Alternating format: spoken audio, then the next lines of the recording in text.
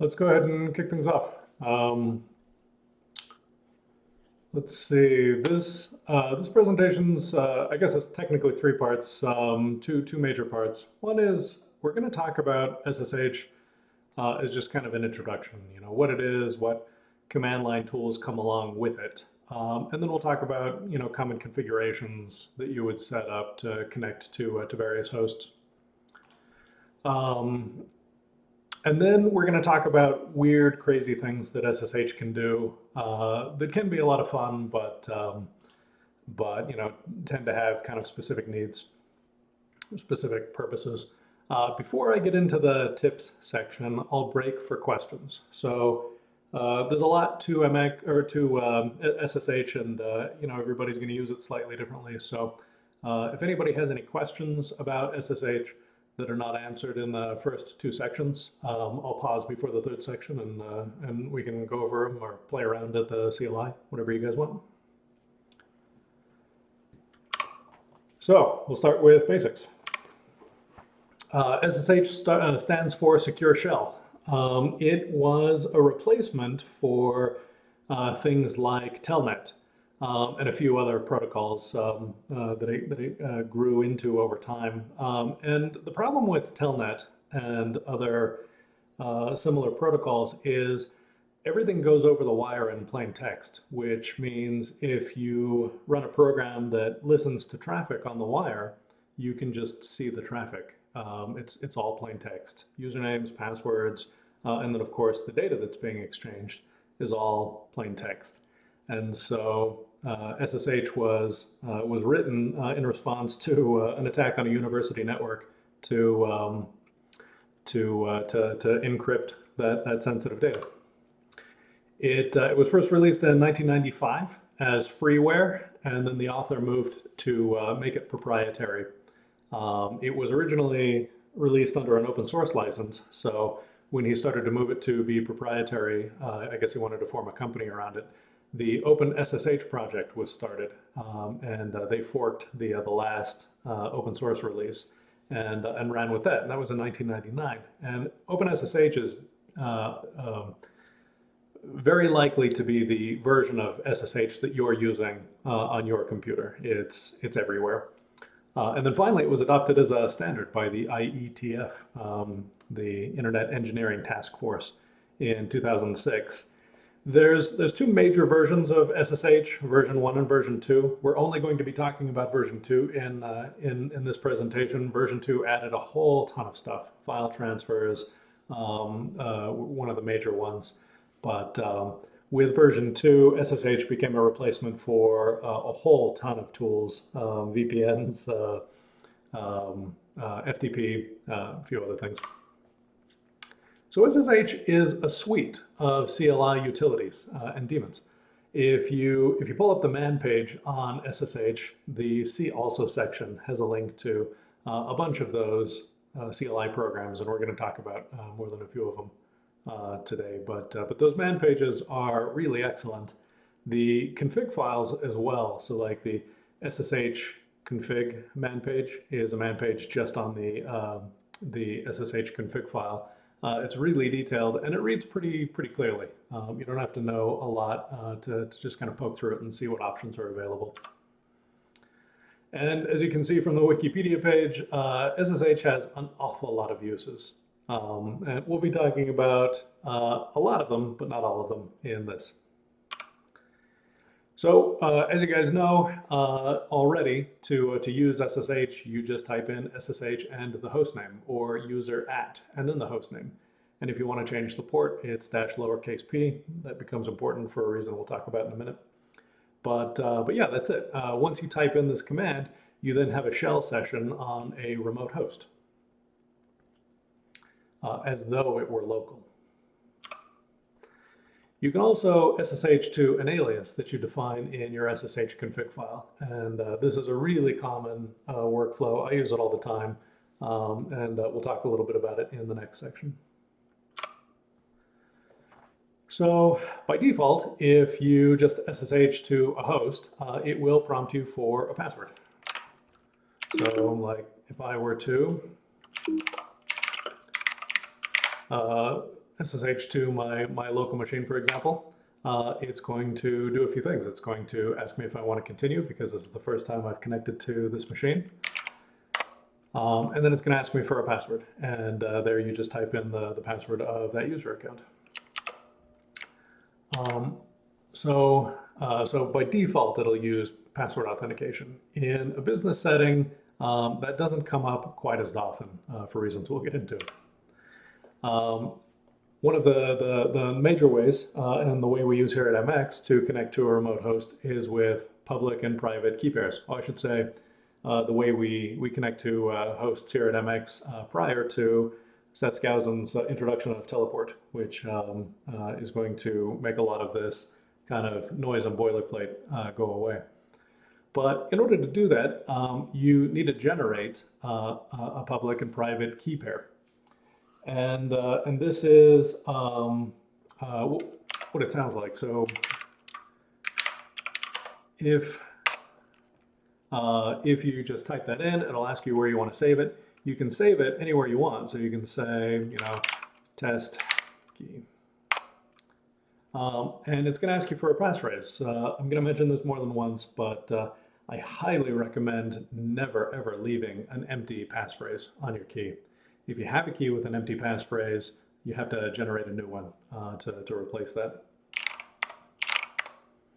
And then once that's done, you have this kind of cool output. It's kind of like a QR code, but in ASCII. It's a way to just identify the key pair. And so now that that's done, we've got test key and test key pub. So if we take a look at those, the test key is a private key. This is intended to be very, very kept very, very secure. It's a private key. This is, keys to the kingdom, essentially. And so you want to be very, very careful with this file.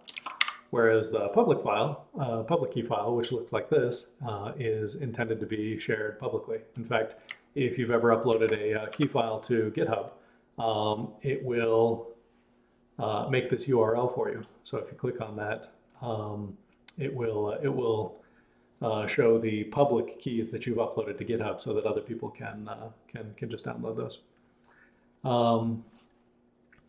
It's okay to have a bunch of keys floating around if you have a reason for doing so.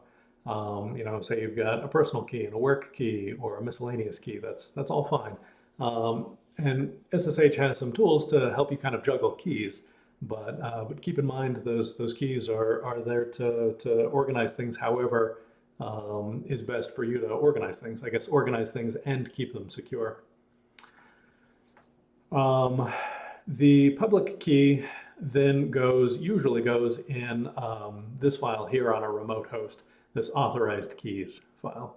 So this lives in your home directory for your user on the remote host. And if your public key is in this file, then the system will authenticate you without you having to type in a password every single time. And there's a nice little shell script to do that, which is called SSH copy ID, and then the name of the remote host. So it'll ask you for the password if it's the first time you're connecting. And this is kind of a dumb example because I'm just doing it with my local host. But now that I've done that, I've got an SSH authorized keys file, which contains my public key. So now I can SSH to localhost without being asked for a password. So SSH copy ID is just a shell script around transferring the file and then double checking file permissions and stuff. So it's a nice little wrapper to use. Another thing it's common or okay to do is to have device-specific identities. So and this is going to vary from person to person. I personally very rarely copy my public and private key from one machine to another. But rather, when I spin up a new machine for whatever reason, I get a new work laptop, or I've got a work laptop and a personal laptop and maybe my phone. I'll usually generate a key on each one and transfer it to the host. So that way, if one of those devices gets compromised, I can remove that key from another device, and I don't have to worry about that key being on a compromised host. And again, it's not okay to omit a passphrase for the reason that if you have copied your public key to a remote host and you don't have to enter a password to connect, then there's nothing to prevent somebody from using a compromised key to just log into any system that you have access to. And so passphrases are really that last line of defense. I highly recommend using one and make it a passphrase, not a password, something that's easy to remember because you're going to be typing it in a lot. So like the XKCD, correct horse battery staple might be a great way to go for a passphrase. SSH also supports certificates as an alternative to public and private key pairs because managing those individual user keys is awful at scale, which we have seen directly, right? This is one of the pain points of onboarding new users at MX, is you have to generate that public and private key pair. Everybody listening has done this. Hopefully future listeners will not have to do this because we've got teleport now, thanks to Saskousen. So basically what this does is it generates a certificate that actually I probably can't speak to the details. Anyway, it lets you authenticate against that certificate, and so you can say revoke users from a central server rather than having to go to each and every host that public key has been copied onto and removing that public key. So like say like an employee moves on to a different company, you've got to go to each server and remove that public key, whereas certificates, that's not a thing. I'm not going to talk about how SSH works. For one, as was apparent, I'm a little fuzzy on some of those details. And two, there's an awful lot of options. It's a huge, complicated program. And as part of that, there are a variety of public and private key formats.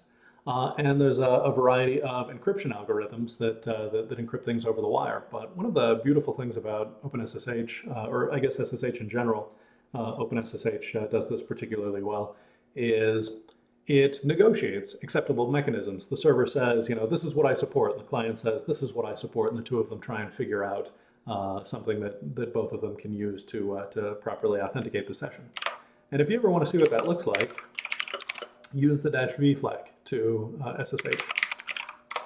And it'll output a bunch of stuff here that kind of details what algorithms it's using and what key files it's pulling in, and whether or not you have to whether or not you can use password authentication, or if you have to use key authentication.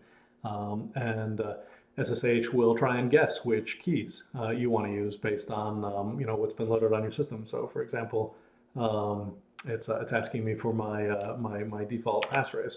If I had if I'd used my test key instead and copied that over, then it would be asking me for my test key passphrase. But very, very useful for troubleshooting, or even just if you're curious. All right, so you can run SSH and just get a shell session on the remote host. Let's see.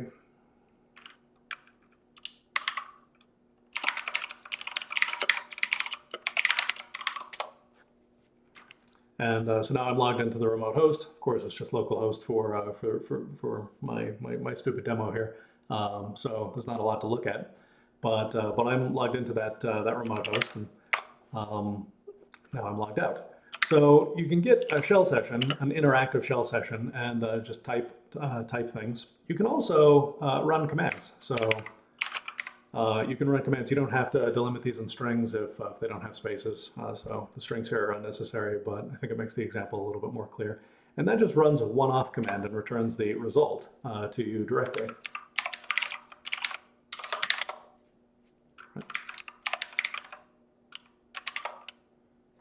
And you can run multiple commands.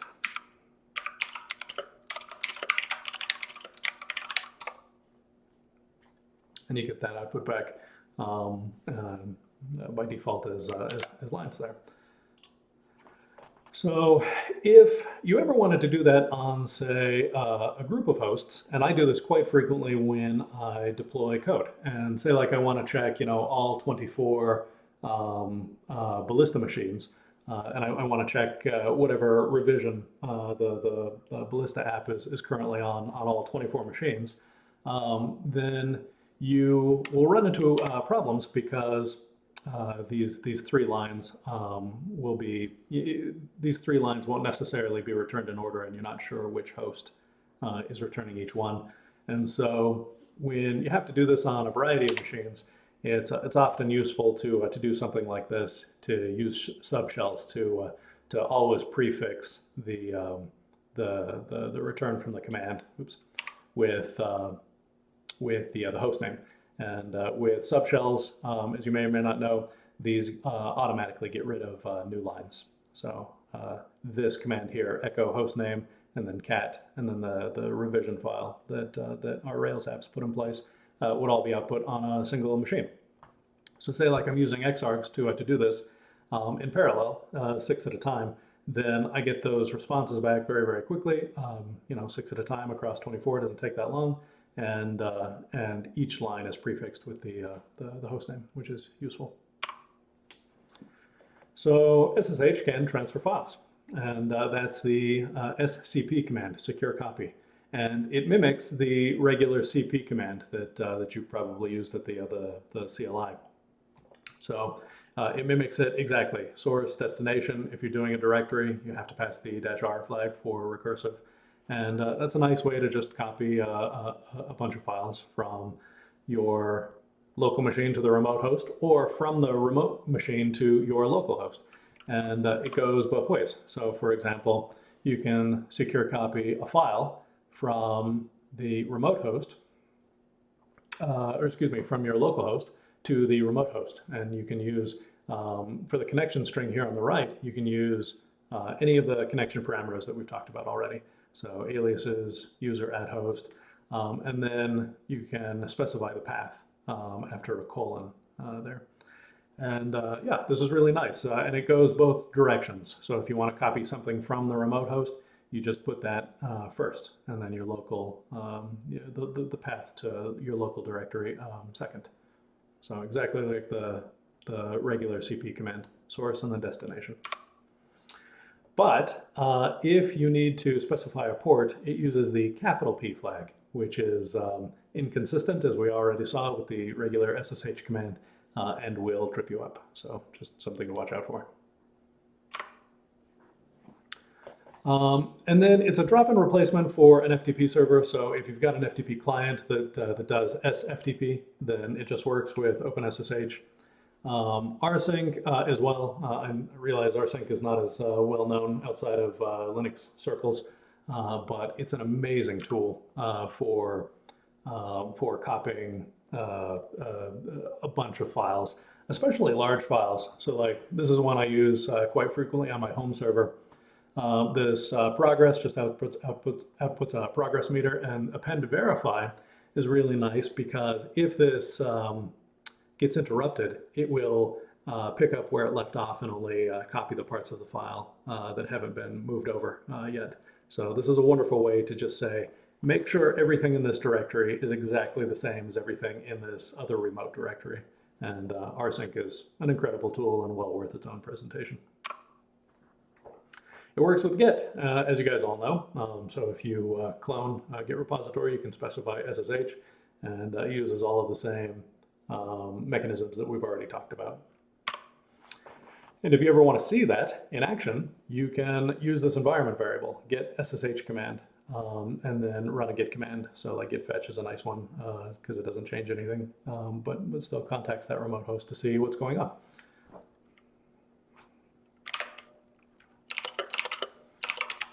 Oop.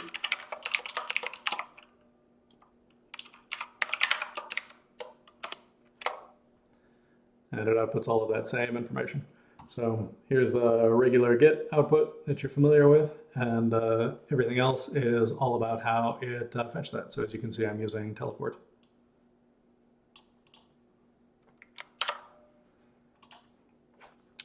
let's talk a little bit about SSH configuration, and then we'll open for questions.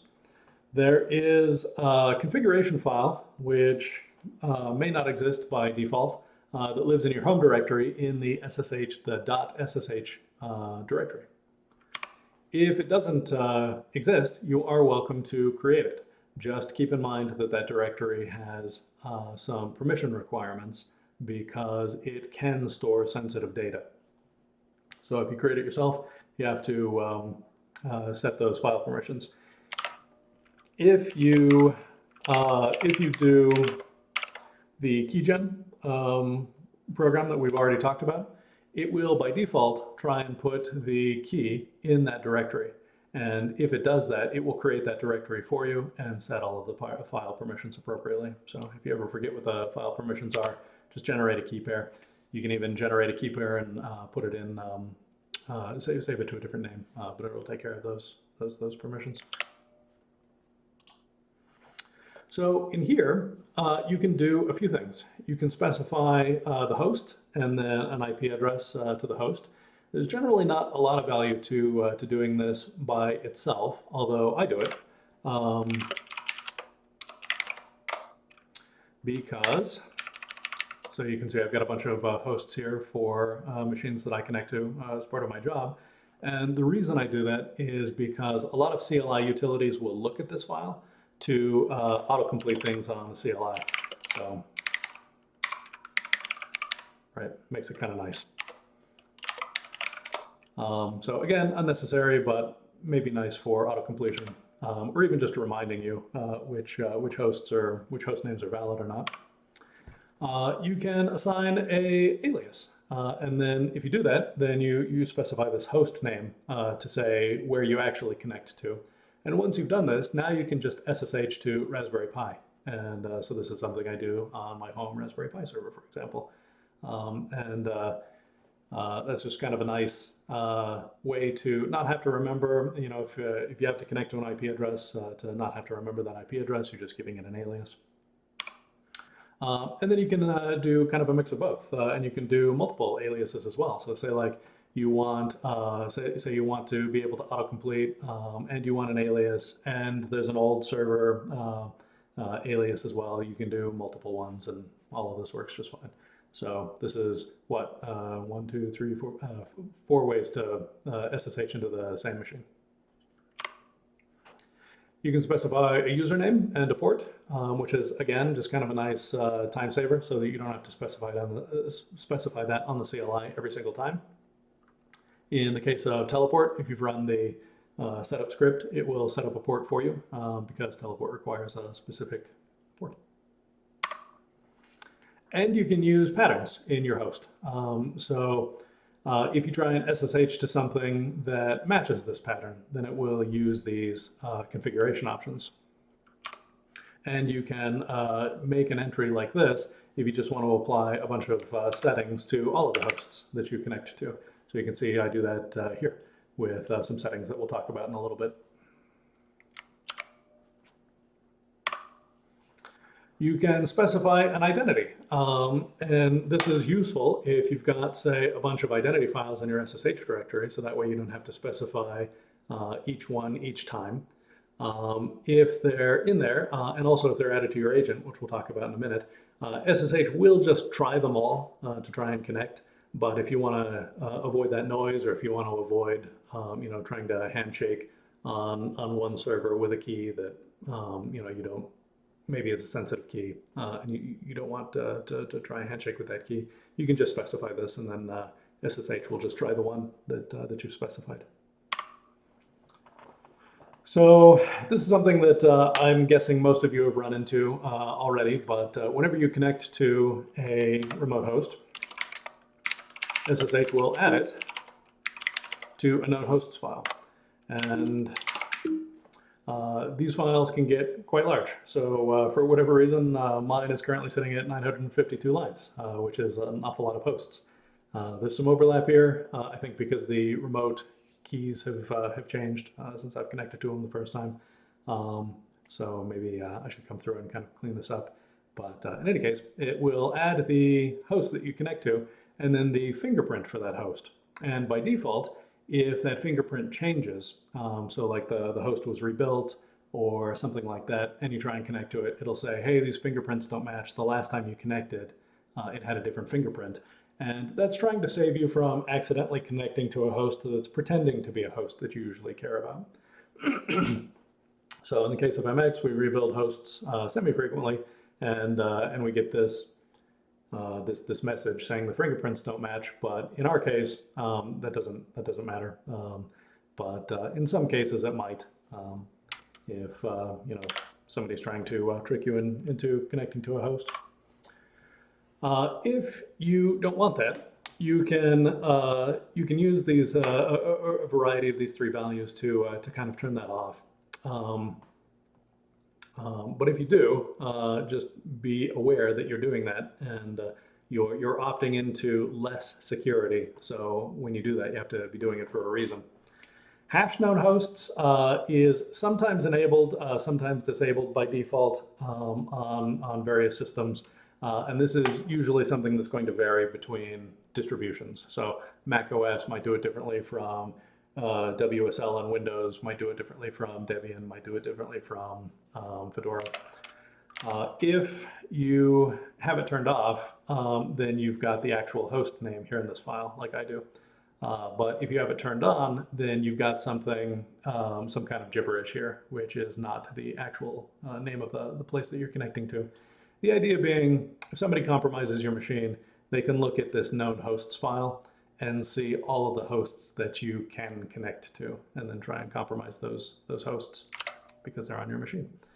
So if you want to turn off hash known hosts, you can do strict host key checking, which is probably why I've got a variety of duplicates in my config, because it just ignores that fingerprint. Or you can just disable the file altogether by saying read from dev null. And why you might want to do that is, say you've got like a virtual machine or a variety of virtual machines, and they're all going to be running on localhost in some fashion, but you're only running one at a time. And every time you connect to one and then connect to the other, you don't want to go in and edit that file. So you can just say never save this to the known hosts file. And this is a nice thing to configure per host, so that it doesn't apply to every host, just certain hosts that you don't care about, like VirtualBox. All right, let's talk about SSH agent. This is a long-running process, and it's usually started when you log into your OS. Not always, but it is on Mac OS. So for example, if I were to echo this, you can see that I've got an SSH agent running, and where the socket to talk to it lives. And so most of you are going to have something similar. SSH, or excuse me, keychain on OS X communicates with SSH by default. And what this does is, when you've unlocked a private key, which I did earlier, as you recall, when it asked me for a password, then the agent will keep that in memory. So you can see I've got my local key here loaded into the agent, as well as a teleport key. And so a couple of things to say about this. It's nice that it's unlocked and in memory. So now when I SSH to other machines, so if I SSH back, it doesn't ask me for a password again because it's already loaded into the agent. But the bad thing is it's unlocked and it's in memory. So say, I've got malware running on my machine, it could, in theory, find that unlocked key in the memory on my system. You can also start the SSH agent manually if you want to by running SSH agent. And then usually it's a good idea to start up some kind of sub-process that is going to inherit the environment variables that this is going to create that just say where it is. So for example, this is a nice way to just set up an agent specifically for one tmux session. And for as long as that session is running, the agent is running. As soon as tmux exits, then SSH agent closes down and clears out all of its private keys. So that's a nice way to do things temporarily. Once you've done that, once you've started the agent, you can add identities using the SSH add command. And you can specify a path to a key if you want to add a specific identity. So I've still got that test key, so I could do SSH add test key. That should ask me for the passphrase. So now I've got that loaded in my agent as well. You can list loaded identities with the -L flag, as you've seen me do, and you can manually remove specific identities with lowercase d or all identities with -D. And this is something that is not a bad habit to get into. For most of my career, I got into the habit of just loading identities into a running agent and then just leaving them there indefinitely. And I would rarely reboot my computer, Mac OS, Linux. You rarely reboot. And so these identities were just living in my agent unlocked for sometimes months at a time. Since then, I've gotten a little bit more paranoid, and I've got a little script that just removes all of my identities whenever my screensaver activates. So whenever I come back to my computer, I just authenticate with I unlock my keys again, and it's a little overhead, but like I said, a little paranoid. If you do that, if you frequently add identities, then this config option will automatically add any identities to your running agent as you use them. So that way you don't have to run SSH add as a separate step. You can just try and authenticate to a remote host. If it asks you for your password, it will automatically add the identity to the agent.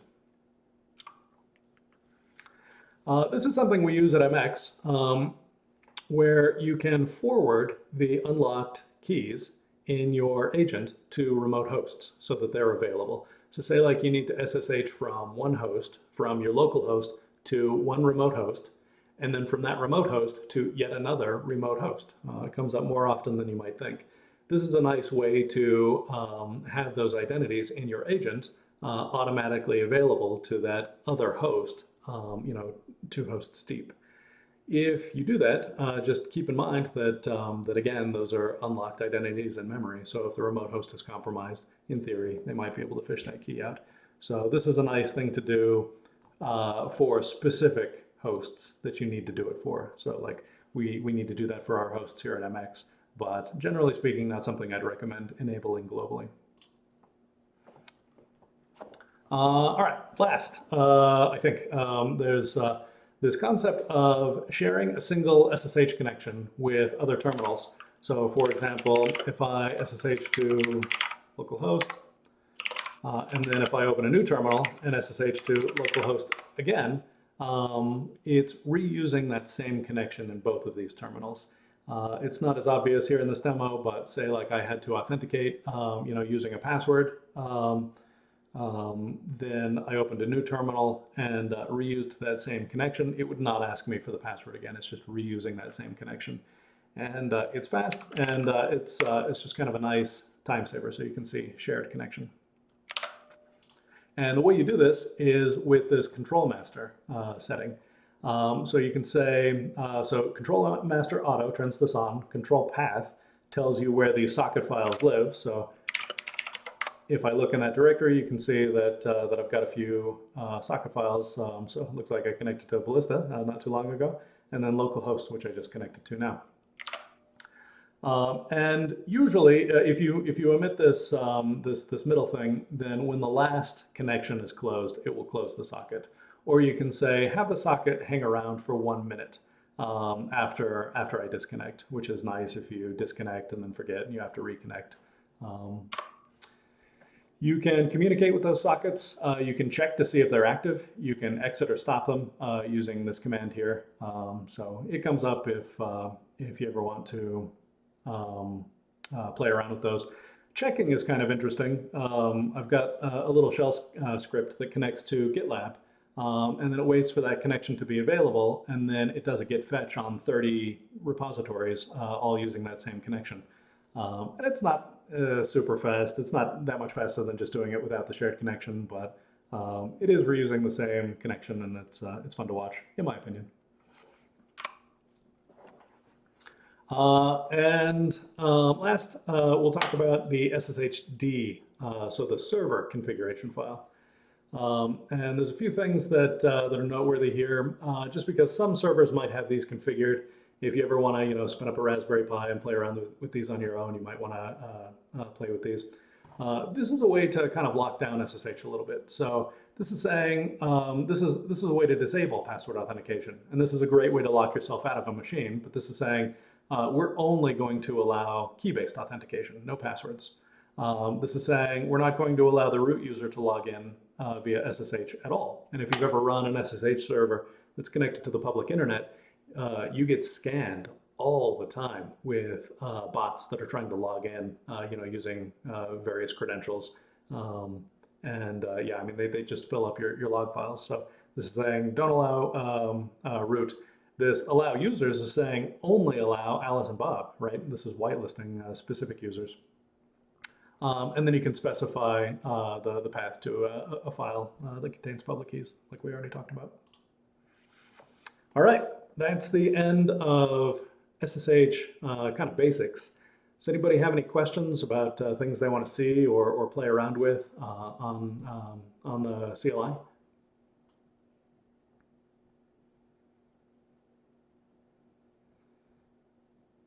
All right. I will take that as an indication that my first two sections were amazingly thorough. And let's get into tricks. Feel free to hit me up on Slack if you have any questions after this. So SSH can be used as what's called a SOCKS proxy, specifically SOCKS for version 4 or 5. SOCKS proxies are really, really interesting. They are it's a way to forward web traffic from a browser.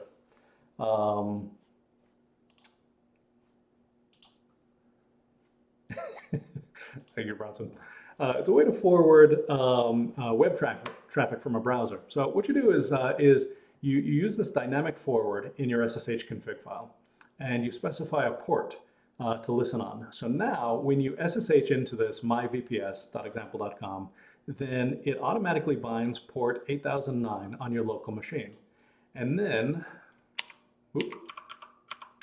oh man, I'm supposed to have a screenshot. Let's look at it here. If you come into network and then your active adapter and go to advanced, if you jump over to proxies, you can enable SOCKS proxy. And for this, you just specify localhost 8009, for example. So that's that port that we're now listening on. And I'm not going to do this because I'm not quite sure what will happen to the Zoom meeting if I do. But say I were to save this and enable it.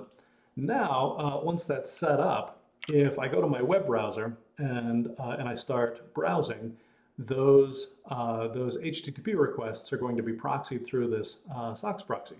So, so instead of using your local network to make those HTTP requests, you're making those HTTP requests from the server you're SSH'd into. This has been useful for me in the past. I used to do an awful lot of professional services work, so I traveled to companies to work on their networks.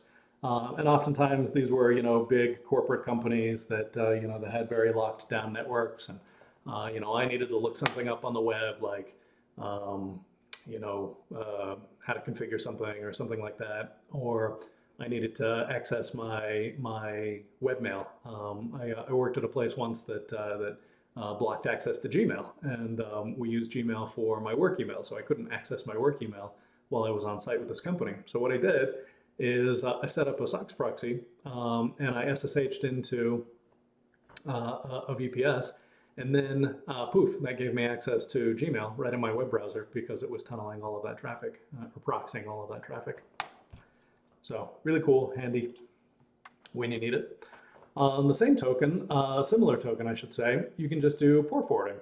This the way you do this is you specify this local forward configuration option, and then you map a local port to a remote port. So say say like you've got a server. I run a server called SyncThing, which is a way to back up all of the files on one of my computers with my server, and it just kind of automatically in the background keeps my files backed up and in sync over the network. And SyncThing has a web UI, and you have to be, by default, you have to be logged into that machine, to that local machine, to access the web UI. And you can expose it externally, of course, as a configuration option. But if you do that, then you've got to enable a bunch of other stuff. You've got to make sure that it's running over SSL and all of these other things. So instead of doing that, I just forward a port. So I can SSH into my Raspberry Pi that is running SyncThing. And then once that SSH connection has been established, then I can just, in my web browser, pull up a tab, navigate to localhost port 3000, and see the web UI on my local machine, even though it's actually running on the remote machine. And this is useful for all sorts of stuff, accessing databases, as though they were local, even though they're not. And it's magic, and it's a one-liner in your SSH config file. Oftentimes, as we talked about already, it's common to SSH to one machine that acts as kind of like an ultra-secure gateway to your network. So this is common in like smaller companies that maybe haven't gone through the pain of setting up a VPN that everybody can VPN into and then connect to everything. Instead, you just you have a single server that's connected to the public internet. You secure the heck out of it, and that is your Bastion host. So you connect to that one via SSH, and then from there, you can connect to other hosts behind that, which is actually where you're trying to get to. And so this is a common setup, at least in my experience. And before I don't know, a few years ago, you had to run a handful of shell scripts and tricks to do this. It's now built into SSH. So if you've got an accessible host and an inaccessible host behind that, you can just do a little configuration like this that now lets you SSH. Once this is in place, now you can just SSH to inaccessible host, and you don't have to worry that that's behind a Bastion host. All of this stuff happens automatically behind the scenes for you. So you can just SSH to this host as though you could do so directly, which is nice. If you ever want to do some port forwarding or a SOCKS proxy, and you don't want to dedicate a terminal to running that in the foreground, you can background SSH using a combination of these flags. The F is useful if it's going to prompt you for a password before you connect, so it'll still prompt you and then jump to the background. And occasionally it's useful to make a reverse tunnel. So again, this doesn't come up too often, but when it does, it's really useful.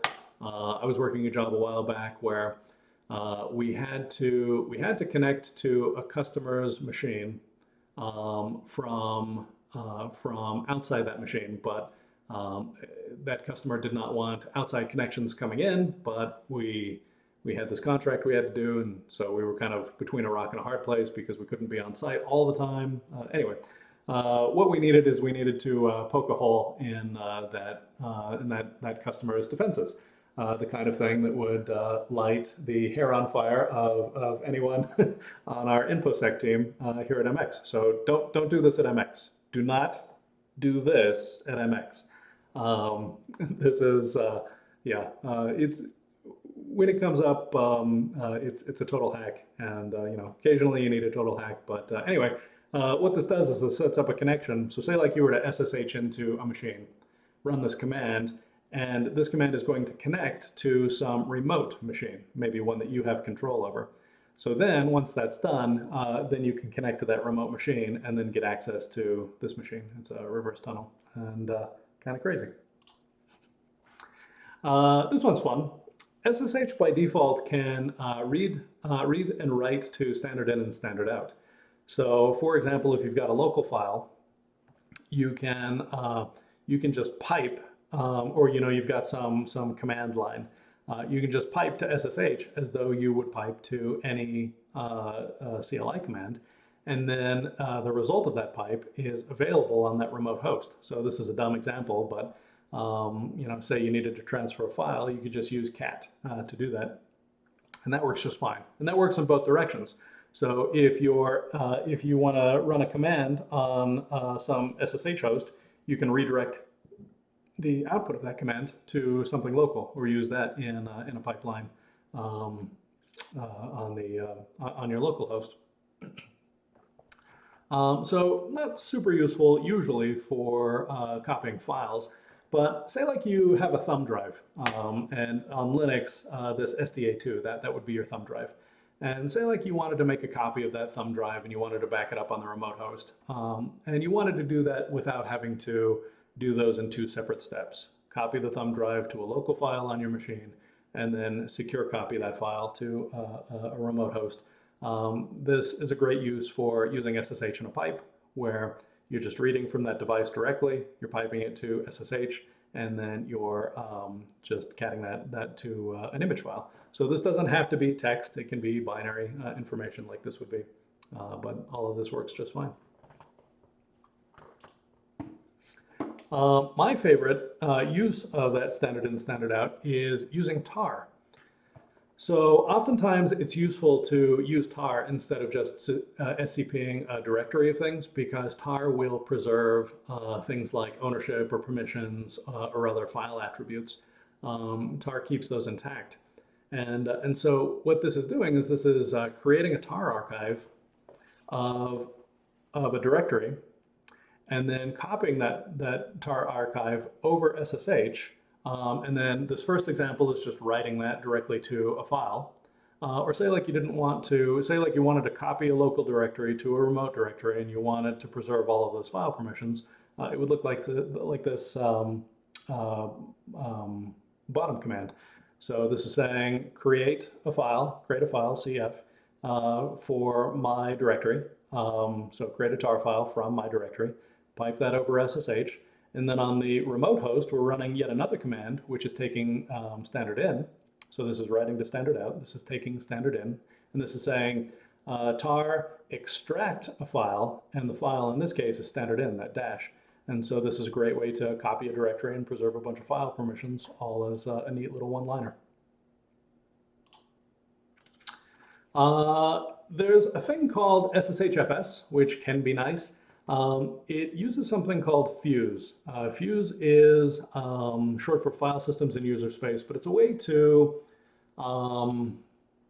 this lets you do things like, if you've ever messed around with Linux, you can mount, say like a thumb drive, for example, as a local directory. And this allows you to mount a remote host using SSH as a local directory. So for example, I've got this server that's running SyncThing, and one of the things that I use SyncThing to back up is photos from my phone. And so if I ever wanted to browse those photos that live on my remote system, a nice way to do that locally is to just mount that photos directory as though it was a local directory, and now I can use all of my favorite local programs to view those files, even though they're remote, pretending they're local. Let's see, last one, local command. This is kind of fun. This lets you run a command when you log into a remote host. And you might be able to use this for automation. You definitely want to step carefully if you ever do this. My favorite way, my favorite way that I've seen this used is just output a little warning. So like you might set this up for your production system. So then when you SSH into that production system, it outputs a little warning saying, hey, you're in production, be careful, in red. That's what these escapes are. So it outputs in red just as a reminder. And that way you don't need the server to configure anything like that. You can just do it locally. But there we are. More information on SSH than I'm sure most of you wanted to know, but hopefully this will serve as kind of a useful reference. I'll put the slides and video up on Mind as usual. Any parting questions?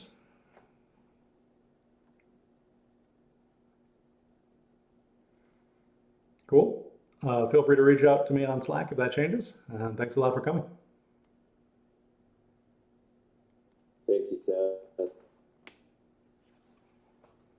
is that